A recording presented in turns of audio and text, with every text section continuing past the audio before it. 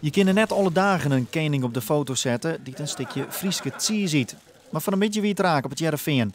Wielst een tinte vol pomeranten wacht op de opening terug de koning, staan de beide topmannen van Fonterra en Royal Air boetenkleer. En het bleef net bij een opening en het eten van het Cies. Goeiedag, de grote baas. Goeiedag, Hij maakt een ronde door onze fabriek en hij zet in principe de nijste wijfabriek van Europa daar. Dus daar ben we trots op dat we die krek bouwd hebben. En het ziet als een huis. Draait op tiert en maakt het op dit moment al hele mooie wijproducten. Dus zowel wij-eiwitten binnen dat als lactose. Dat de beide fabrieken bielkoos stenen is zelfs geen tafel. De groenstof van Fonterra komt vrij bij het Siersmeidsin in het fabriek van Aware. Het draait alle keer om zuivel. En er is de laatste tijd nooit hoe de toekomst van die zuivel, want de melkprijzen gaan maar omleeg. Maar dat zwaargen duurt net voor een soort zwaargen. We weten dat de melkprijs bewegelijker is en wijzen zal.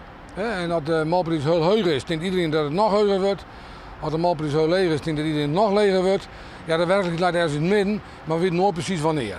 Nou, dat is de nieuwe tendens. En daar moet je al naar wennen. En de koning hoeft net met een lege hand uit Friesland voor te gaan. De eerste dammer die wij in Omeitje, die jou hem als cadeautje maaien. En zo weten wie wat de prinsesjes morgen balen ha? Tsies.